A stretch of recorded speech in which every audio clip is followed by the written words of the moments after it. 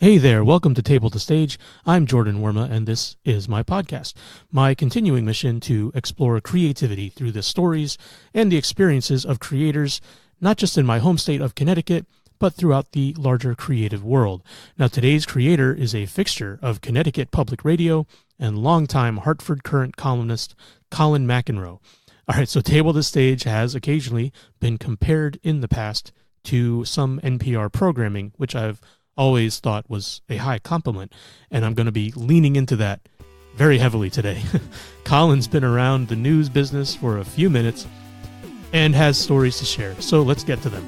Here is my conversation with NPR's own Colin McEnroe.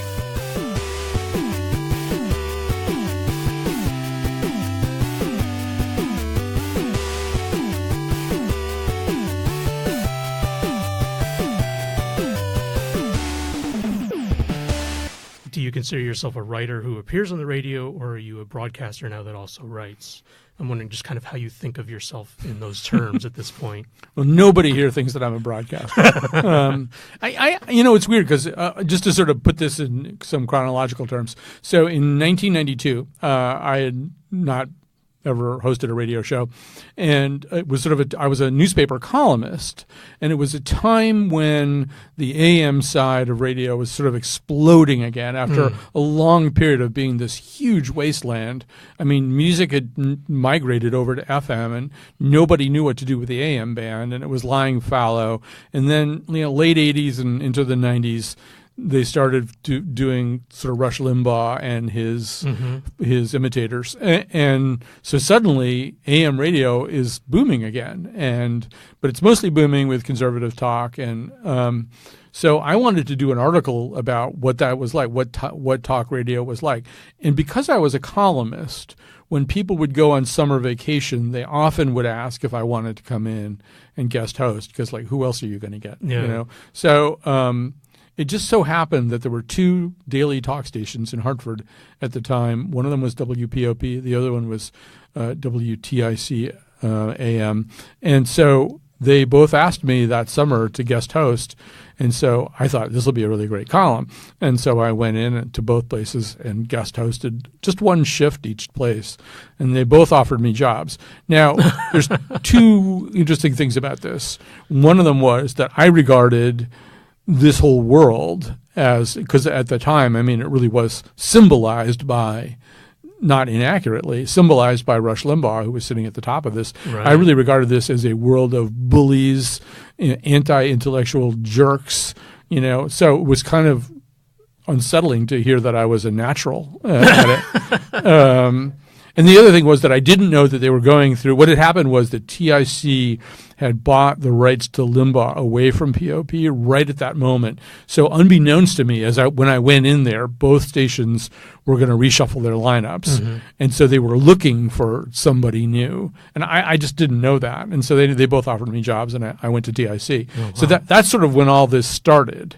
And the truth is that for a long time – I regarded myself as kind of a visitor on the radio, that I was really a writer, and that just became less and less arguably true. It wasn't accompanied by my developing any great expertise in radio, as anybody here could tell you. I know. It really is. I'm not just saying this either to be modest or amusing, but I just don't really know how anything works around here. Right. There's one thing. See this computer screen here? There's a switch that I can push to make it go on in the other studio. Mm-hmm. That's the only thing I know how to do here. And there's 500 little tiny things that John Dankosky, who's sitting in the next room right now, knows how to do everything. He's not just a host. He could do anything. I've never learned how to do but there's sort of a way in which that balances a little bit, because I don't know. I don't even know if you want to talk about this, but there's a way in which not thinking like a radio person could kind of be a little bit of an attribute. Yeah, I can see how that would work. You were with the Hartford Courant for so long. It's this institution of a newspaper has been around forever. And also with NPR, which is also another, cultural institution, predates me by a couple of years. You've sort of been adapting to what kind of is a new media landscape. You've gone from columns and blogs, now you're doing your newsletter. come away from the Current and gone on to other things. So, well, starting in the 90s, I realized that, I mean, this is one of the few smart perceptions I ever had, but that you really were going to need to develop a career that was multi-platform and multi-platform enough so that any platform could take a torpedo hit and you would be okay overall. And so, for example, at one point in 1996 or something like that, or 1995, I don't know when it was, I had a morning show on WTIC from 10 to noon, and I'd left the Current thinking I was leaving it forever. And so that was my whole plan, and I was going to syndicate this morning radio show, and I don't know. Anyway, they canceled me like abruptly. And I thought, whoa, and at that point I didn't really have my feet in the newspaper world. It was the one brief period from 1976 to right now. There was like a little period, maybe not even a full year, where I didn't really, have a newspaper gig of any kind. And they took this particular moment to cancel my radio gig. But the other thing was, like, I've also done a lot of magazine writing. And so right then, I was looking for more magazine work, and just the way the universe works. Like, I got this really great magazine assignment that Men's Health, which had been using me for a long time, and I left Men's Health because I was teaching at Trinity. That was another part of the multi-platform thing. Right. And then, but now I really needed a magazine thing, and I didn't call them up or anything, but they got a new editor there who said that he had come to Men's Health partly because of something that he had read by me. And so he wanted me back there, and his idea for my first story was that I was going to write a piece about, imagine that you were from like another planet and you didn't know anything about Earth life, and in particular you didn't know anything about women, or maybe it was men. But anyway, the only thing that you would know would be what you could obtain from women's magazines. So what would your conclusions about humanity be? So that involved like reading all of the different women's magazines, and it's kind of like the 7 Ages of Man. I mean, it starts with 17 and Marie Claire, and it goes through Cosmo and Mademoiselle, and then you get a little older, and there's Ladies' Home Journal and McCall's, and I don't know, you're reading articles at the end that say, what's that pain radiating down the arm or something. But so anyway, I read all these women's magazines for like 3 months, and then I did this piece, and the guy said, the editor said, this is great for our purposes. You will never work for women's magazines again, And that turned out to be the opposite of the truth. Like, the piece ran, and I'm not kidding. Within a space of about 9 days, so many women's magazines got in touch with me and said, "Oh, you really get us." That's I'm thinking, well, that's actually making fun of you, but fine, whatever. And I did. So anyway, I mean, that's a long answer, but like, I did sort of understand at a certain point. I mean, then other things happened. I needed magazines less, Right. And these days I don't write for magazines. I don't think I write for magazines at all.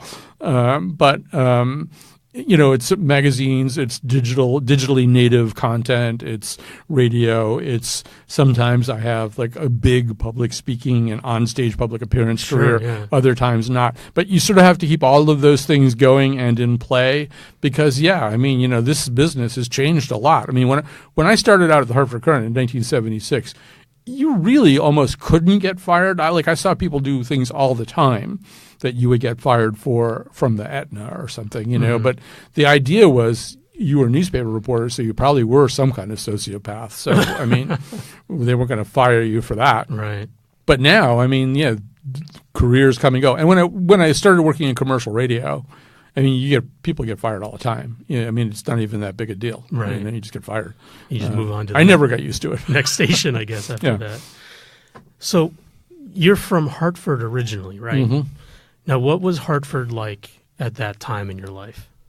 I mean, when I was just first growing up? Yeah, like when you were a kid, what was the city Well, like? I mean, I lived in West Hartford as a kid growing up. I mean, Hartford, there was more to Hartford in some ways than there is now. And they, unfortunately, got enough money during the era of quote-unquote redevelopment so that they really tore down some of the beautiful old buildings that they had here. And I think in a lot of ways people drifted away from Hartford and started to think about it as this place that you don't even really spend very much time in. But, I mean, certainly as a kid growing up, we would go to Hartford.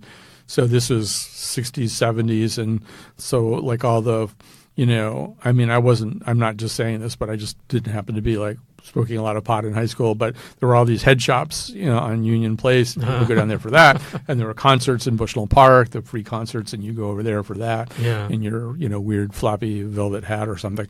And it was like a place that I think people felt more comfortable, young people were just going to and fro from Hartford a lot more. I don't know. I didn't really think about it that much one way or the other. It was just like where I lived.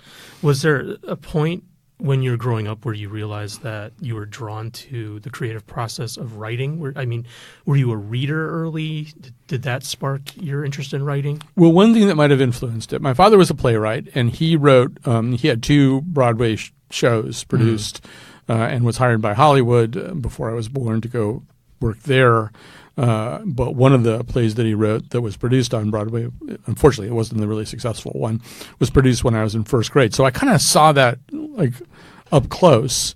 And he did not regard this as a particularly good way to earn a living and was kind of down on the idea of me working in theater. But you can't get away from what your father did. You decide whatever you're going to decide, but you can't pretend that you didn't see it. And so what I saw, was somebody who was trying to write, somebody who was trying to create stuff. And I think it made some kind of impact on me. So, by the time I was at high school, I was trying to write creative stuff. In college, I started a comedy troupe. But, also I was the editor-in-chief of my high school newspaper. And, I kind of knew quickly that print journalism was something I could do. And so I got a job right out of college working for the Hartford Courant. And, back in those days, newspapers were really a fun place to work.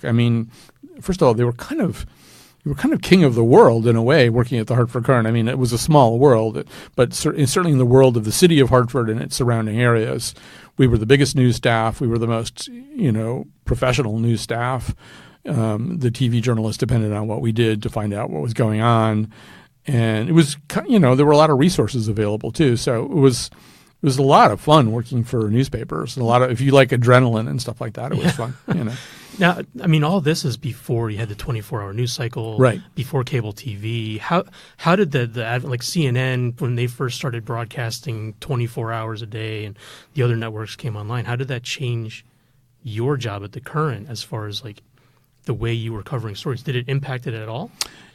Well, I was a columnist by then, and I think it impacted it in the sense, I don't think it was a problem. In a way, that whole thing in which you take something like the Clarence Thomas, Anita Hill Supreme Court confirmation hearings, and it was one of the first things that the 24-hour cable networks elevated into some kind of nonstop circus. The OJ trial was probably the OJ case overall, the Brown Simpson murder case, was another thing that kind of went into that kind of 24/7 cycle. It presented its own opportunities for you as a writer. You could write about that stuff. You could write a column about a Supreme Court confirmation hearing that would really interest a lot of people, which was not the case prior to that. So I don't think those things hurt us that much. In some ways they made people more interested in news, which is kind of a good thing. It was the digital revolution that had a much different impact, and the other part of that was that people didn't understand what was happening.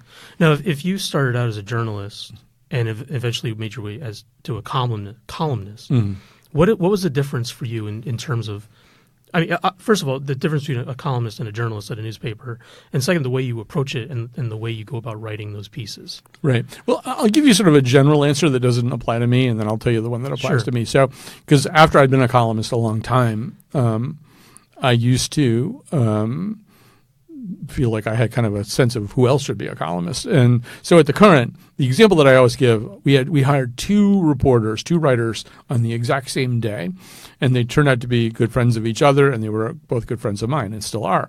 So one of them was Susan Campbell, and the other one was a guy named David Jacobson. David Jacobson was one of the most amazing feature writers I've ever seen, and he was this guy who he would kind of turn into whatever he was writing about. I mean, he would just throw his whole life into it, and it would occupy his waking life and his sleep cycles. And sometimes he would like really start to turn into he was one time he was doing article. Yeah, he was a method actor. He was like the Daniel Day-Lewis of feature writers. Yeah. So when he was writing about naked mole rats, for example, he started to turn into a naked mole rat, which wasn't fun for those of us who sat near him. So in the newspaper business, everybody knew who David Jacobson was. Like if you were talking to somebody, because there was stuff went out on the wires. So, you're talking to somebody in Detroit or San Francisco or Kansas City or something, or Philadelphia, and they knew that you were the Hartford Courant. A lot of times, if they were editors that had any interest in feature writing, they would go, hey, what about that David Jacobson? Wow. But nobody around here, like the average person, didn't ask me about David Jacobson. Uh-huh. The average person around here asked me about Susan Campbell because she, no matter what she did, had a voice and a personality that was seeping through. The readers started to think, oh, I know her. I know who. Yeah, in fact, I remember the thing she wrote last time. Like her personality was there in her writing all the time. Yeah. And that's sort of what a columnist is, I think. It's like the columnist just writes in a way that somehow or other makes the reader aware of the columnist's personality, Right. So both of those things are great ways to write. I mean, David's way of doing feature writing is an amazing, sort of New Yorker type way. And then the way that Susan wrote, I just said very early on to people with the Courant, you should make her a columnist. They already think she's a columnist. Right. They treat her like a columnist. So, I mean, as a journalist, writing news stories and tracking that stuff down is pretty straightforward. But as a columnist, how do you go about finding your material? Where do you choose your topic? Well, it's the hardest part of the job, obviously. Right now, I mean, for the last, I don't know, my column has been around since 1982, so that's a really long time. And it's taken a lot of different forms. And for a long time, I didn't really have any assigned subject matter at all. I could write about whatever I wanted. In fact, that's been the case for more of the time that the column's been around. But I don't know, the last 10 years, they had me writing about politics, so I write more about politics. Yeah. And so that narrows the field right away. I mean, it used to be, how in the world do you decide what to write about if you can pick from anything in the world? Now it's like, is there anything interesting happening in politics right now? It's more like that. It's like, can I think of something? And so, yeah, and switching over to Hearst, I felt like I have to prove myself all over again, so there's some performance anxiety there too. Yeah. But, yeah. What brought that on? The switch from the Courant to Hearst. Yeah, it was a hard thing to do. I mean, really, the Courant, I can't emphasize this enough. The Courant, it's just so much more to me than a place I worked at. I mean, I was an intern in 75, went full-time in 76, and so for 19 years after that, it was really home for me. 1995 is when I left full-time employment there. And it's where I grew up, and it really is where I grew up. So I have a lot of strong attachments to the Courant, and my memories about it are so powerful. And it really wasn't an easy thing to do.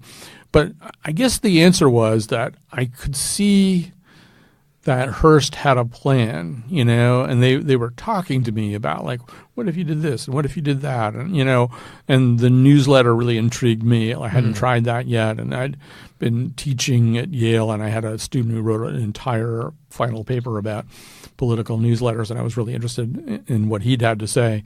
So, there was just, I felt like, I don't want to say anything negative about the Courant because there's a lot of good reporters left, but in terms of like the overall approach that the Tribune company was taking to it, it didn't seem like they were managing for victory. It felt like they were controlling some kind of downward slide, and that didn't feel good. As a writer, and as a journalist, as a columnist, you're able to take a concept, distill it down into writing, edit, go back, and make sure that everything you want to say is done exactly as you want it to come out in print.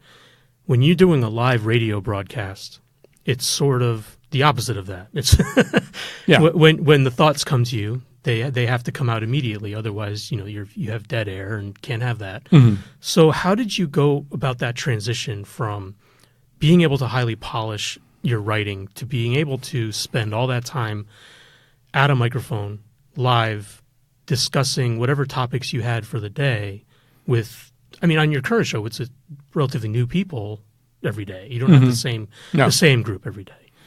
So yeah, I mean, well, I think it's important to emphasize that my apprenticeship and my early experiences in radio were at TIC, where I was for 16 years, and 10 of that I was doing drive time radio, which is utter chaos. I mean, it is an environment of total chaos, which I really like a lot. I like chaos. I am kind of an adrenaline junkie.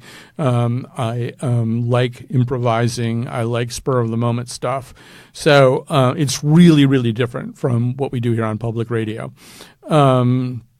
So there are people who would probably say that for me, the real person. It's kind of like I think it's Jules Pfeiffer was writing about Batman and Superman, and his point was, well, with Superman's the reality. Clark Kent is the disguise. For Batman, Bruce Wayne is the reality. Batman is the disguise. So that's sort of an interesting way to think about people in general, like which thing is the real you and which thing is the disguise. There's some people who would say about me, oh, no, the disguise was him polishing stuff up and, try to get it. The real person is the person who's just totally making it up as he goes along. And I can say that when I first started here at Public Radio, I first of all was frequently not unhappy, but I just was sort of aware that there wasn't as much adrenaline, there wasn't as much improvisation. The whole goal of public radio is to put something pretty polished on the air, and that's not necessarily what I like the most. And that also this show, the Colin McEnroe Show, was invented by me and a young producer at the time named Patrick Scahill. And I always thought of Patrick back in those days as sort of the baby me. He was just like a young version of me because we had a lot of the same interests and all. But what I wasn't getting, we went on a retreat and we had like a Myers-Briggs guy talk about our personality types. And it was pointed out to me that Patrick was the same as me in 3 of the 4 axes. And in the 4th one, he was the opposite of me. And that was the difference. It amounted to, without using Myers-Briggs terms, the difference between – it amounted to this. I like to jump out of an airplane and then go, I wonder if I have a parachute. Whereas Patrick likes to have 3 parachutes and pack them all and then repack them 3 times just to make sure they all work. So I was totally happy if things kind of crapped out or kind of got really disorganized. And, of course, Patrick was dreading that. So we had 2 different kind of styles, which I think actually contributed a little bit to the success. If we were both chaos junkies, that might not have sounded so good. But anyway, I sort of feel like the happiest I ever am really is in a situation. Well, I always, here at the station, I always say that my happiest moment of the day is usually right before we go on the air. Because anything can happen. Yeah. And I like walking around. I like walking into this studio or the other one and seeing everybody take their places. And, so I look at the producers over in that booth, and Kyone Wolf is usually running the board over in that booth. And everything's about to start, and people are getting ready to do their jobs, but you don't really know what's going to happen. Right. And that's like it's a good feeling for me. That potential of chaos kind of in the air. And one thing, and I know that this podcast is about creativity, so I feel like there's a couple of things I want to make sure that I say here. Certainly. One of the rules that we have here, and I should say also this thing, so Patrick became a news person basically because I was destroying his life. And because, actually when Patrick was working for me, I learned this Japanese term for death by overwork because I thought I should be able to tell his parents why he died. I just give them the word and then tell them to Google it or something. But so we have a much bigger team here now. A lot of people, it's still a small staff, but the show isn't just me. The show is a lot of people's thoughts. But I have to set a certain tone. And one thing that I say to everybody connected with the show, from the senior producer to the interns, is we have to be willing to and almost eager to fail from time to time. Like we should do a show occasionally that's really colossally bad because we tried to do something that didn't seem like it would work, but we tried it anyway. And sometimes we're going to get really interesting results doing that, and then sometimes we're going to fail, but that's okay as long as we are thinking about it that way. And I have been proven out on both fronts. We have done shows that didn't seem like they could possibly work and they were good. And we've also done some shows that are kind of legendary in terms of how bad they were. We did, like Mike Pesca, who used to be on NPR and now has a podcast called The Gist over at Slate. He's somebody who's been listening to us from the beginning.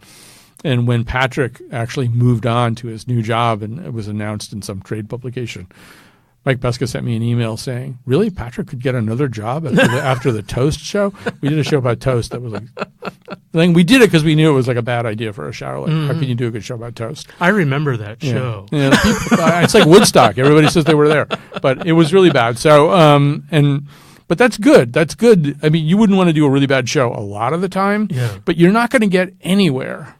I'm going to name drop now and say, at one point, Ira Glass got in touch with me because he was going to give a speech about innovation on more local stations as opposed to his national show. Sure. And he'd heard about our show and he wanted to know more about it.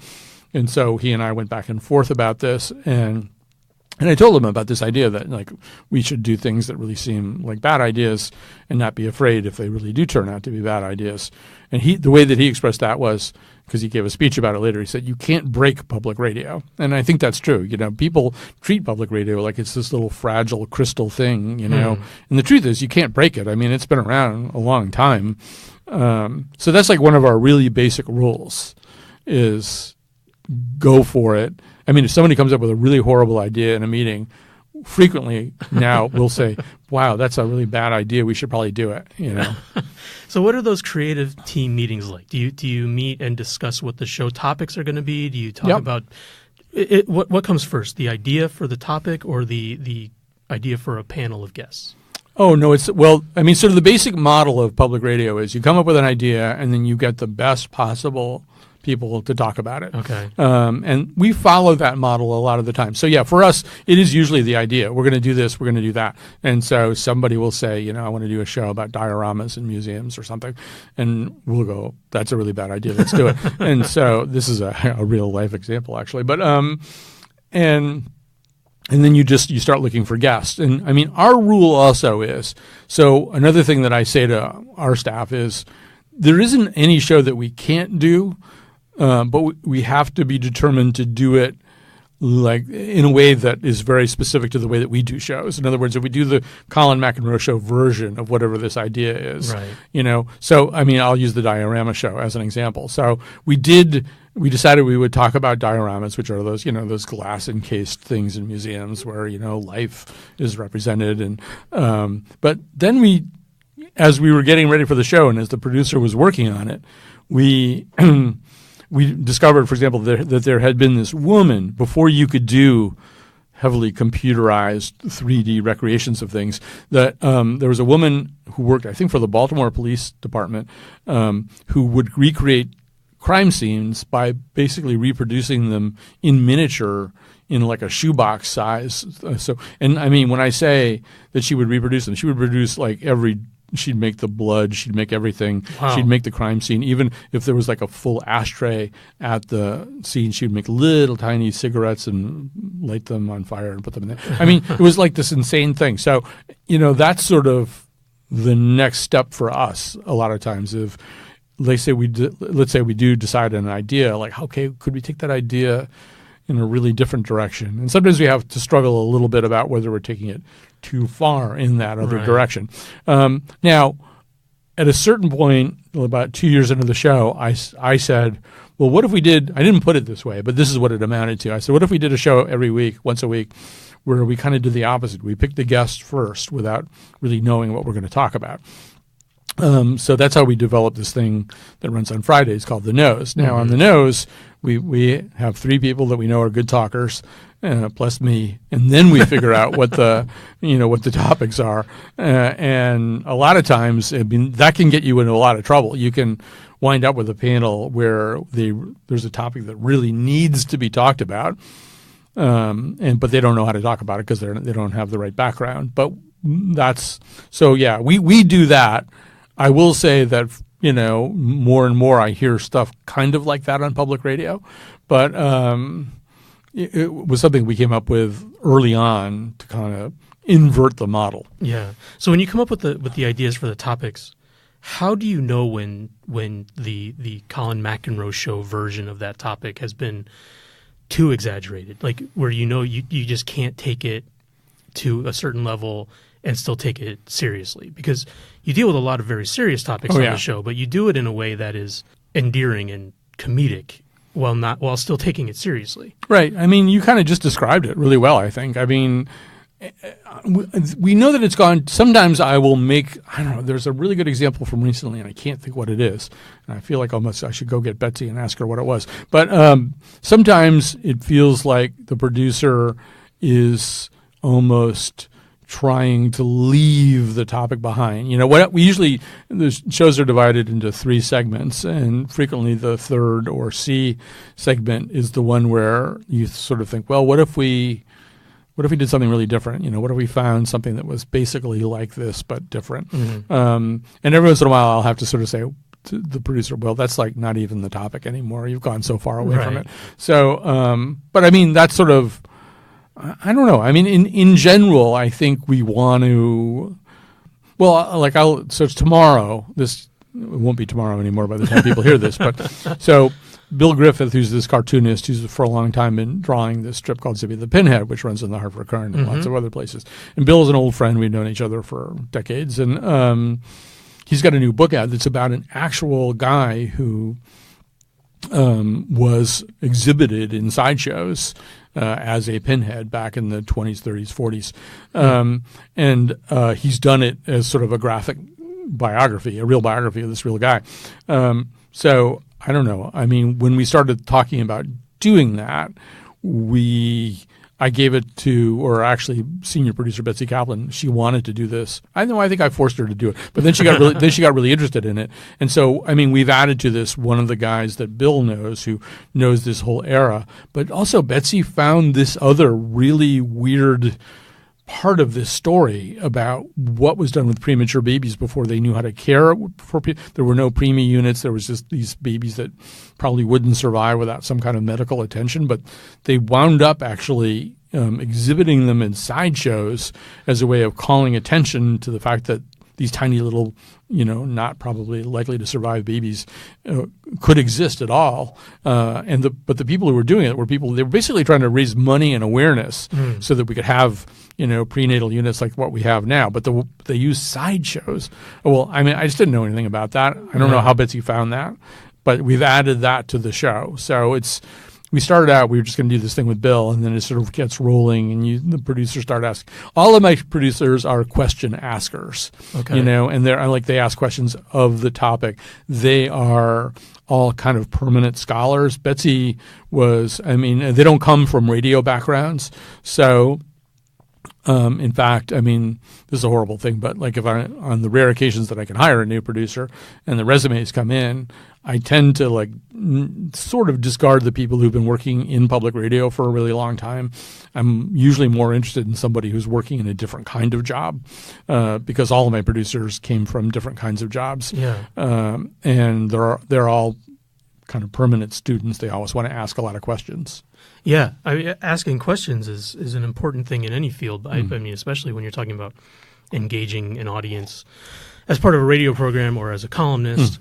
And since you've been doing this for so long and you're such a ubiquitous voice in Connecticut, whether it's as a writer or as a radio personality, have you experienced or noticed any growth within yourself as you have grown into being such a public figure? And I mean, you're hosting events at the Bushnell and doing all these different things. And it really requires, I would think, looking at it from the outside, a sense of sort of a gravitas, an understanding that you're supposed to be there. You're supposed to be the one that brings the voice to that event. Is that something that you're conscious of? God, this sounds really horrible and pretentious. And no, I don't think about it that way. I mean, here's what I think, first of all. In terms of growth, in terms of change and stuff like that, I think unlike some people, I mean, people have different approaches to this, but I sort of feel like anything that's going on with me, I should probably either write about or talk about or both, if it has any importance. So I mean, last summer I was diagnosed with a melanoma. It wasn't a really big deal. I mean, it was removed, and that's it. They treat it, and you're done, basically, and then you have to be seen by your own dermatologist every 15 minutes or something. But I just thought, well, we'll do a show about it. We'll do a show not just about me, but like we'll have other people who are cancer survivors, and we'll talk about all kinds of things. And so, I mean, I could have done it without talking about my own thing, but it just didn't make any sense to me. Right. Because also, your listeners are like really good at reading you, so it's hard to hide things from listeners. They kind of know what mood you're in and stuff like that. So, sure. So in that way, I think,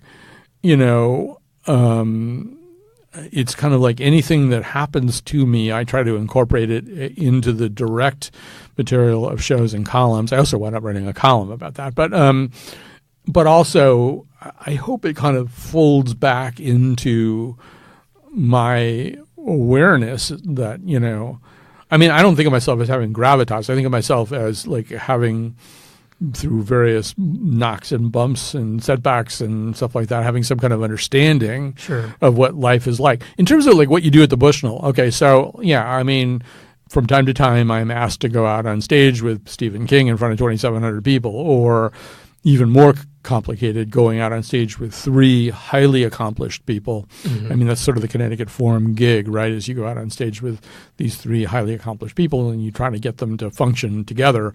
And I mean, that's a skill set, and that's what it is. Right. And it's a skill set that's not that different from doing a public radio show.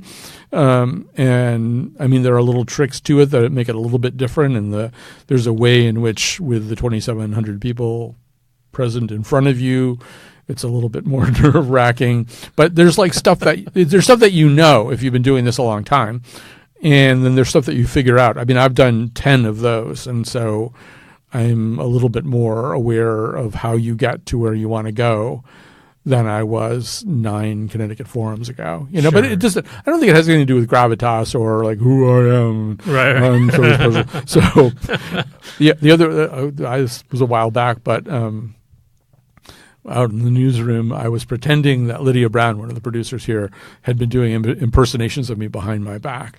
And so I did my impersonation of Lydia Brown impersonating me, and I went, "I'm Colin McEnroe. I know everything," which caused everybody to burst out laughing, because that clearly is like, one way that you can interpret, I guess, what my on-air persona is. But I mean, God, I just don't feel that way at all. In fact, I mean, this is the other part of the thing that I wanted to make sure I said on your show, because I know it's about creativity.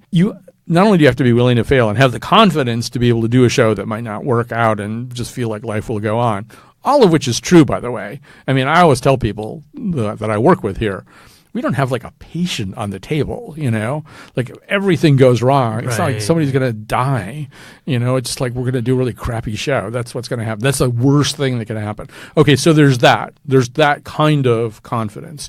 You also have to have the opposite of that. Like, I spend a tremendous amount of time just thinking, God, I just suck, and this sucks, and I just did a sucky show because I wasn't any good, or I just wrote this thing, it was just awful, and I always feel like one of the most profound statements about creativity is in The Life Aquatic with Steve Zissou, where Bill Murray plays this kind of Jacques Cousteau character who's kind of on the skids a little bit, and nothing's really working for him anymore. And there's one point where I think he's sitting out on a balcony or something looking out at the sea, and he goes, "Is this it? I mean, am I never going to be any good again?" And I think if you are a basically creative person and you get, into your career at a certain point, if you're not dogged by that suspicion, I mean, I guess there are people who just skate along and they're really good at what they do and they don't worry about it too much, and boy, it just works out every time. I don't really feel like I know too many of those people. Yeah, I don't know who you just described. Right. I mean, there's a great, well, actually there's a exchange of letters between James Thurber and E.B. White. and they're both talking about how incredibly morose they both are. Now, these are both very funny writers whose work has, in its time, brought a lot of joy to a lot of people. Yeah. And they were, I mean, Thurber in particular was just a mess in almost every imaginable way. But they're writing back and forth about, like, how come they're so miserable and why do they have to be so miserable? And they talk about Robert Benchley, who's a comic writer for the New Yorker, who's a little bit a generation older than they are. And they say, look at Benchley. He laugh, he sing, he's so happy, you know. And I don't know whether that's true either, but I think that's pretty much the way people who are trying to create stuff feel, that there must be somebody like Robert Benchley, you know, who's laughing and singing and just, you know, getting through the whole thing without a lot of angst. But I feel that's a lot of the propulsion for creativity, is that you just think, oh God, that I suck and I'm losing it. And because then you also think, what else could I do? How could I create? How could I create maybe out of this moment even, you know? How could I take, it's like, you know, that guy Karl Ove Knausgaard, who's written a 6-volume autobiography about how miserable he is in a very Norwegian way. But I think that's kind of true. It's like, I don't know how anybody creates stuff that doesn't feel that way and doesn't also feel like if they don't fix this pretty soon,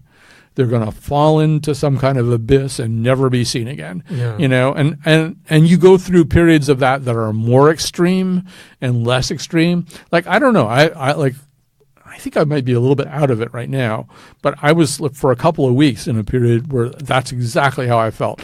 I was, can you swear on this podcast? Of course. Okay. So I was just like, I just thought this was a piece of shit that I just wrote, and God, I'm no good on the radio right now. And, you know, and I don't know, there's some part of my brain that's saying, okay, well, that's just something you say to yourself a lot. But there's a much bigger part of my brain going, yeah, that probably is the case. You probably are going to be, when I was in third grade, so this goes back to part of your early, so my father had this play on Broadway, but when a play was getting ready to go on Broadway back in those days, they used to rehearse in the Bowery. Well, the Bowery is like this kind of high-end commerce district now, but it wasn't like that then. It was like Skid Row, basically. So they had these theaters, the kind of abandoned theaters, but the Broadway shows would rehearse in them to get ready to go uptown. And so that's where you'd have your dress rehearsal after you got off the road, after you went to Washington or Philadelphia or New Haven or all those places. Mm-hmm. And then you'd have dress rehearsals in the Bowery, and then you'd go uptown and you'd open. So I was going to see a dress rehearsal of my father's show with my mother. And then when we walked out of the dress rehearsal, we were going to just go back to Connecticut. My mother's car was there, and there were what were called back in those days bums. I guess what they were was homeless people, but they were bums. And so there was a group of bums, and they were urinating on my mother's car. Oh, boy. And as a third grader, this made quite an impression on me. But then when my mother, after that, like starting in fourth grade, when she wanted to scare me about my poor academic performance or whatever, she would say, you know what's going to happen to you? You're going to wind up like those bums we saw in the Bowery. You know, she didn't say the part about urinating on the car, but I knew what she was talking about. And there's, I think in people who are trying to create and who are driven to create, and, you know, I think there's constantly that, some version of that. I mean, not that, but there's some version of that. Like, you are just not going to be able to do it anymore. And then to prove that you're wrong about yourself, then you start thinking, well, what could I do? What could I do to prove that voice is not correct about that? And for me, a lot of times, I guess, you know, back to like, why did I leave the Courant? Well, a lot of it was because Hearst wanted me to do a newsletter, and I'd never done a newsletter before. And I thought, what if I could talk to people a different way through that newsletter? What if I could build a little something different there? You know, and a lot of it is, it's like, you know, you build a column, and then you build a radio show, and then you build a different kind of radio show. Because like when I came over here, nothing that had worked on TIC worked here. Nothing. I thought I could bring some of the DNA of that show over here. Nothing. No. Had to get rid of it all. Start all over again. But that's good. You know, you shouldn't try to conserve what you had before. And so it's, you know, and then, yeah, some of the stuff like maybe writing something.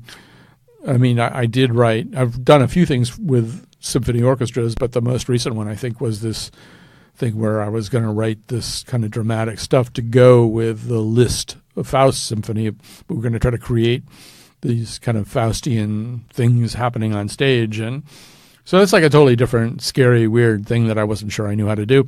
You know, and you try to have those things come up from time to time. I'm always grateful when they come along. And there's been now at this point a fair number of them. But yeah, then you do that thing. And can I make this thing? Can I build this thing? Can I make it happen?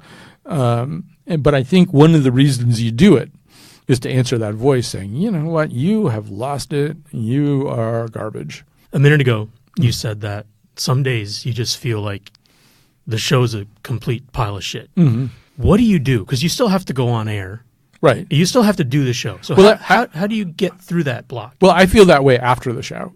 You know, first of all, I don't want to say that the show's a complete pile of shit because my producers always do a great job. I mean, and I know that sounds like but I do mean that. The people who work on these shows, one of the things I sometimes will say, I haven't said it in a few months now, but like right before we go on the air, sometimes in the last 10 minutes, I'll be looking, you know, at everything that's been done, and they've gotten all these guests and blah, blah, blah, blah.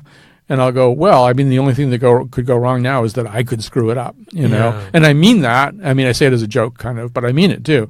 And I mean, if I don't think that the show is good, what I mean by that is I don't think I was any good. It's rare that I don't think I've been handed an opportunity to do a good show. And I mean, my son, who's 29 now, we have dinner at least once a week, and we were walking out of dinner, and he'd pick me up at the house to drive me in there. We got into the car, and the 8 o'clock rebroadcast of the Colin McEnroe show was on his radio. So he starts up the car, and you can hear it, and he turns to me and goes, "Turn it off, right?" And I said, "Yeah," because he knows that I can't listen to it. It just like all I'll hear is this stupid jerk, you know, I just don't think I don't like the sound of it. I'm not like Larry Sanders, you know, the Gary Shandling character who would take dates back to his apartment to watch his show that he taped that day. I don't feel that way at all. But you know, like, why would I do another one after that? I don't know, because I think probably I'll do a good one. I mean, you just and I know also that some of that is my own craziness, you know. I mean, if I really, really, in some all-encompassing way, thought that I was not very good at doing a radio show, first of all, I think I would have been fired by now, but also I would maybe stop too. Right. There's some part of me that continues to believe, like we did a show today where I probably, if I listened to myself do it, I would think it was okay. Mm-hmm. But I just don't, in general. I mean, what drives me forward to do the next one isn't that I think I'm so good at it. It's more like, well, I'd like to try it again, or I don't know. I actually don't know why. I mean, I'll tell you this though. What, like, people look at people like me, or like John Jankowski when he was doing Where We Live, or Lucy Nalpathanchel, who's doing it now. And I don't know if you can say this about Lucy yet, because she's still relatively new to do the show. But people, they say, "Wow, you're so knowledgeable," or "You have such a great radio voice," or, you know. And I always say, you know, it's really not any of that stuff. It's just that I can just keep doing it. You know, like I can just do 5 of them a week, and then next week I'll do 5 more. Like anybody can do 20 really good radio shows, you know, but like doing 225 of them, you know, and then realizing, well, you have to do 225 more and 225 more. That's, you know, it sounds like this rather onerous, repetitive stress idea of radio. But the truth is, I mean, there are some people who can stand to do that.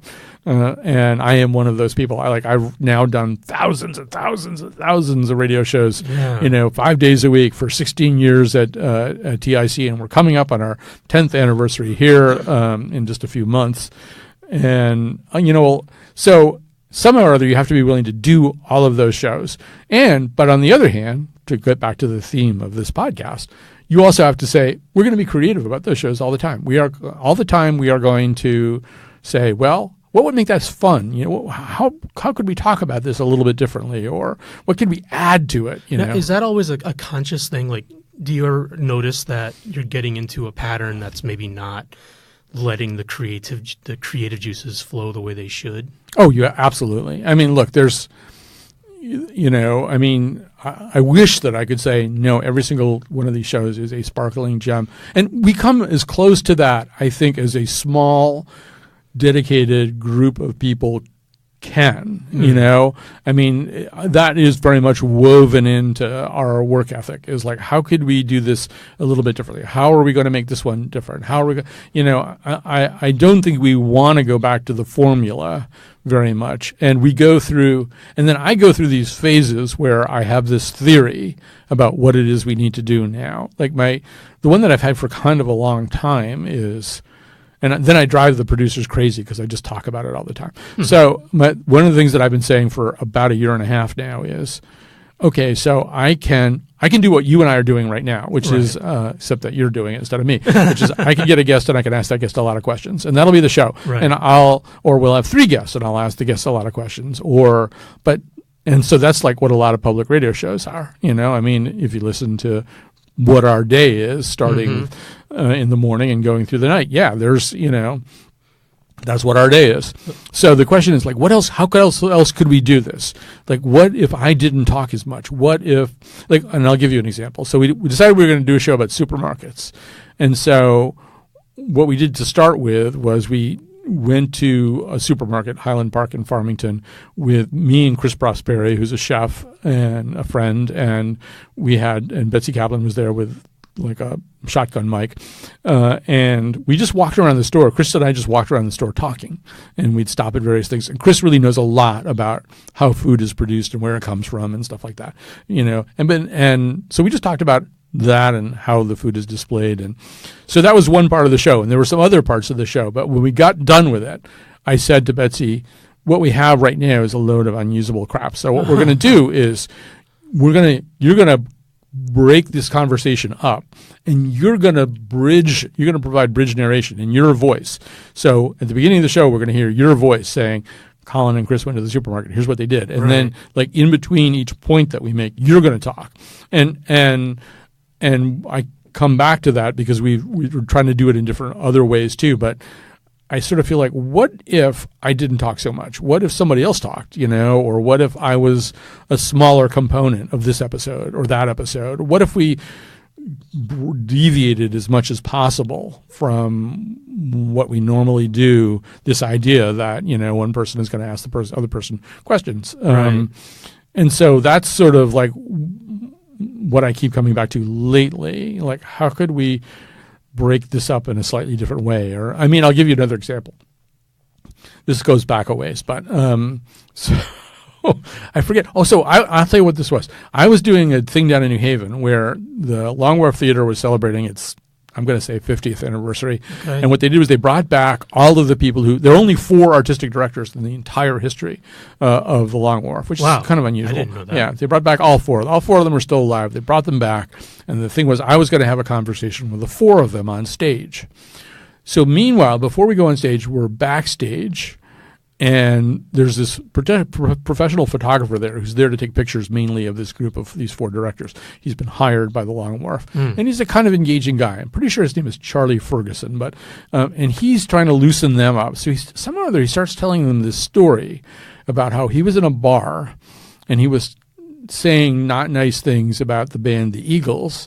And the guy at the next table wanted to fight with him, like wanted to have a fist fight with him, about this. And I was listening to that and I was thinking, and I might have said it there, it's like the Eagles are like the only band I can think of really where that would happen. Like one person would like them so much and the other person would hate them, Right. And you could really have that could happen often. So we decided we would do this show about why the Eagles are so divisive. And if you think about it, like in The Big Lebowski, there's one point where, this cab driver throws him out of the cab because the dude says, I hate the fucking Eagles. This guy stops the cab and throws him out on the road. There's sort of, you can find other instances of this. But I decided we would start it off. You could find instances of that within the Eagles. Within the Eagles, yes, exactly. Yeah.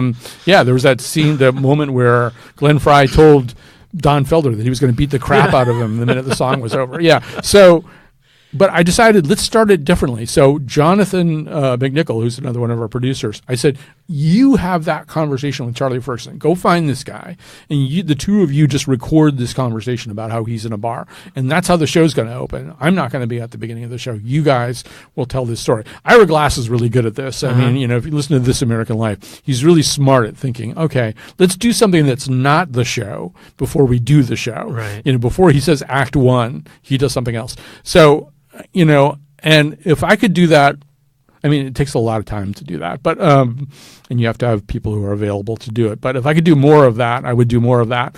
And that's just an example of like, okay, how can we do the show that's not the way we do the show? And I think that's how you avoid falling into ruts and routines. Right. You go, well, how could we do that differently? How could we go someplace else and do it, or that kind of thing. Are there any specific elements of your daily radio broadcast that are going to be able to satisfy whatever creative urges you're having in the moment? Like something you can look forward to as part of your show prep that you're going to be feeling creatively successful in the moment? Well, for a long time with the show, we had this intro thing where I would write a comedy piece for Chion Wolf and this other guy named Greg Hill, who's not here anymore. And actually, when Greg left here, I tried to keep writing it, and it was just so depressing to me to not have Greg's voice anymore, and I kind of have mostly stopped doing it. I mean, that was always – I mean, it was a huge pain in the ass because, you're doing a daily radio show and you're trying to get ready frantically. There's this big uptake of information you have to do, and then you have to write a comedy piece too. But I had assigned myself that job. I mean, that was like a lot of fun because ultimately I would write it, I would hand it off to them, and then they would do wonderful things with it. Right. I will say that – I'll just go back to a different kind of project. I was doing the thing for the symphony with Liszt's Faust. And I was writing this thing, and Eric Ord, who's this terrific young director from Theater Works, he was directing it, and Carolyn Kwan is conducting it. And so we got a great team, and I'm trying to write this thing, and I had some initial ideas about it, and then I threw those out, and then I was doing something else. And then Eric is trying to talk me into doing something different. Spoiler, Eric was right, but I didn't know that, and so like I'm struggling with that, and I don't know, like all I did for about 2 months was just moan about this to two different people, to my significant other, the woman I live with, and to Steve Metcalf, who's a musical genius who I have worked with on some other stuff, and who knows this process well. And so all I did was complain to both of them, like all the time, about how hard this was, and it wasn't going to be any good. And then I think I might have even told some people, this is so my father. This is exactly me being my father. I think I might have told some people not to go to it because it wasn't going to be any good and stuff like that. So, but then they hired like these two, like not just equity New York actors, but like really good New York actors who've done really interesting stuff on Broadway. And I was at the Public Theater about 1.5 years ago, and I'm sitting there watching, and I'm going, where do I know that woman from? And then I think, oh, that's Crystal. She was in my but anyway, so they show up, and we do this table reading for the first day. We're now in this kind of week leading up to production.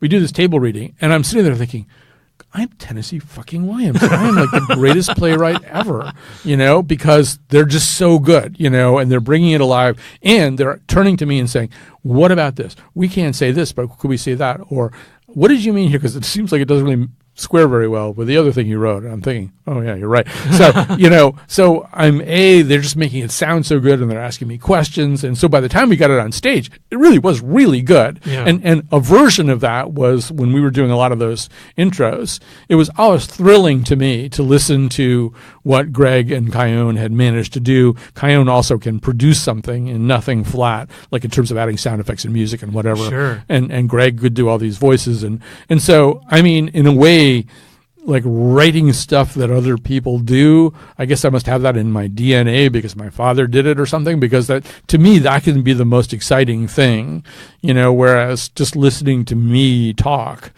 is, I mean, it's sort of how I make my living a lot of the time, so I have to feel somewhat okay about it. But and sometimes that is the thing that's the most satisfying. I don't want to like lie and say, because after we did the thing where Ira Glass was kind of mining me for ideas for this speech, then he came on the show. He was just joining us by a remote connection, but we were talking about the pledge drives in public radio, and he said, well, I like the pledge drives because I can talk in a different way, And I said, oh, well, I like that too, because I feel like in a lot of ways I feel a little bit constrained in this public radio format. But like in pledge drives, you could just talk about anything. I could let more of myself out. Right. And he was not here to look at me. He said to me, are you kidding me? He goes, I've listened to your show. Like, what do you think you're holding back on your show? You just like talk about whatever you want and anything that comes into your head. And that doesn't feel that way to me, but I do like that feeling. Like today we did a show, it won't be today when you're listening to this podcast, but today we did a show where there are 20 declared candidates for president on the Democratic side. And so we decided not to have any guests, which by the way, public radio typically don't make that decision. Mm-hmm. And I would just talk to callers, about whatever they wanted to talk about. And I was like, I am very happy doing that, and so that was, and I had some points that I wanted to make, and so, I mean, I'm happy doing that, but I guess I don't think I would be happy only doing that.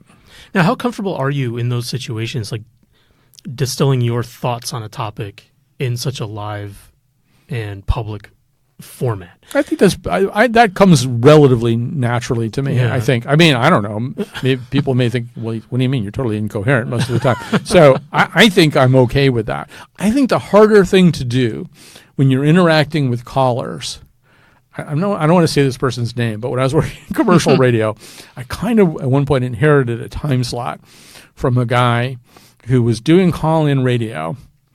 And I used to listen to a show and think, he doesn't really like the callers very much. Like, he mostly finds them irritating. Yeah. And, I think, first of all, listening is really an art, and listening to your caller, even if it's like Stan from Burlington, you've never heard of him before, you're never going to talk to him again.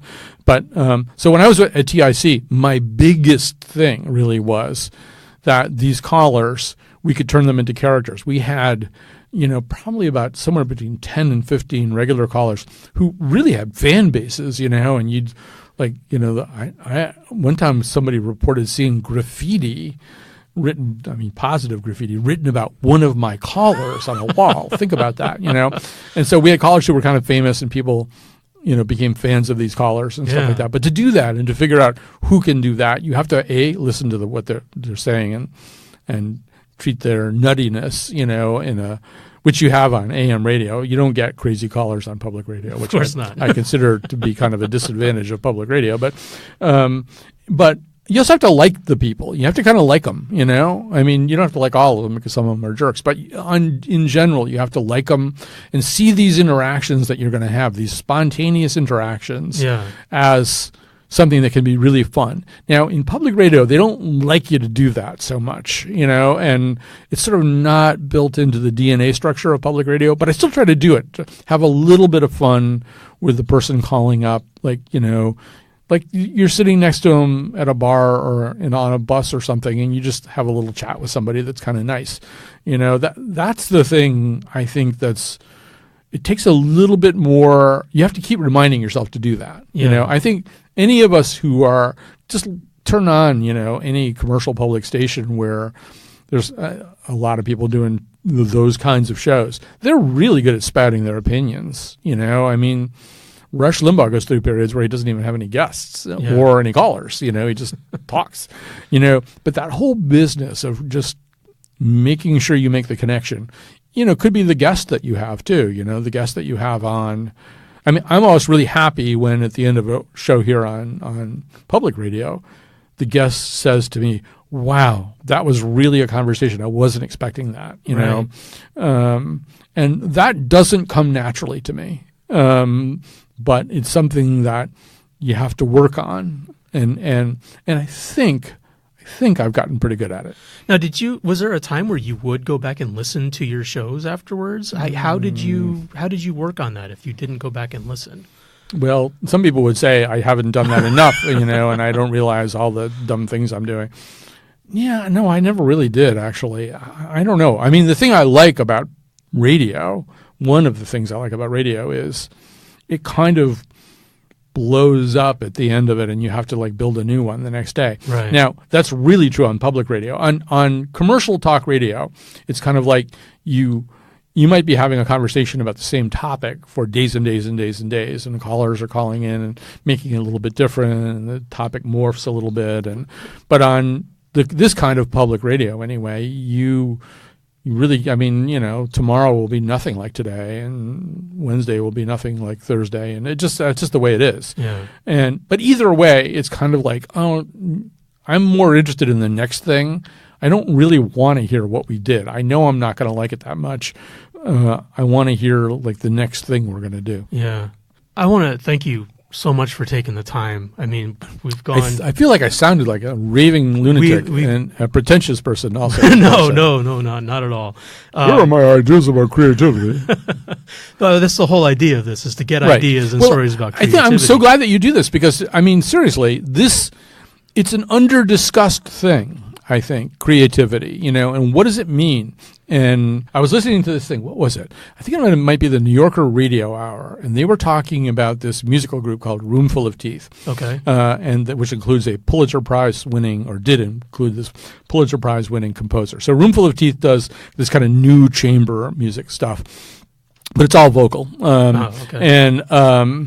So they discussed how they put together a season, and they were talking about how they go up to Mass Mocha and they have this kind of, I don't know whether it's a week or whatever. Let's say it's a week, or long weekend thing that they do. And composers come down from all over the place and to Mass Mocha. And like for the first day, the Roomful of Teeth people just talk about what kinds of sounds they want to make or that they can make to the composers, and the composers may say a few things back about that. And I mean, it's so basic. It's like, we're not going to try to talk about anything that resembles a finished product. Right. We're going to get to the finished product this way. And I was listening to this whole thing and my jaw's hanging open, not because I think I could work that way or anything like that, but people don't talk about how to create stuff. You know, people try to create stuff not having talked about how to create stuff.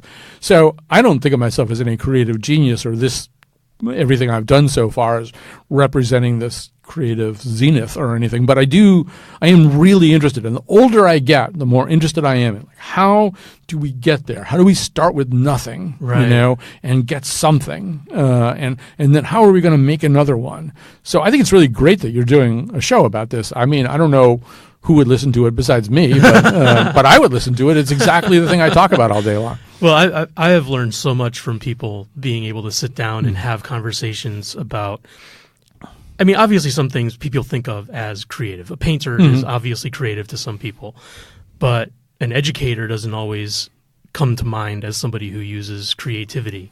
But it's an incredibly creative thing to be able to come up with lesson plans and engage students in a meaningful way.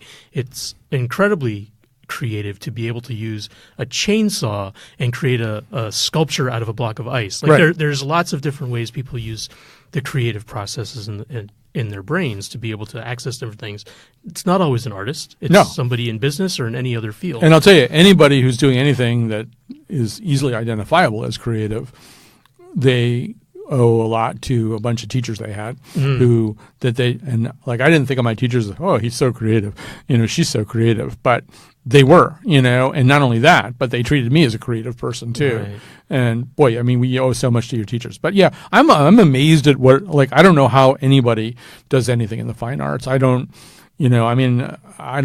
look at painters or, we actually had, speaking of the chainsaw, this woman doesn't use a chainsaw. We were doing a whole show about sand, and we found a sand sculptor who goes to these special events and just makes sculptures out of sand. And I think we even have a clip of her talking about how she, for some reason or other, for this particular event, she needed to do a chicken, and it turned out she doesn't know what a chicken looks like. She just kept trying to make a chicken, and it didn't look anything like a chicken because she couldn't really think what a chicken looks like. But I mean, whether it's that or how composers compose. I mean, I think it's a real, for the people who work outside your genre, whatever it is, it's such a mystery. Like, how did they do that?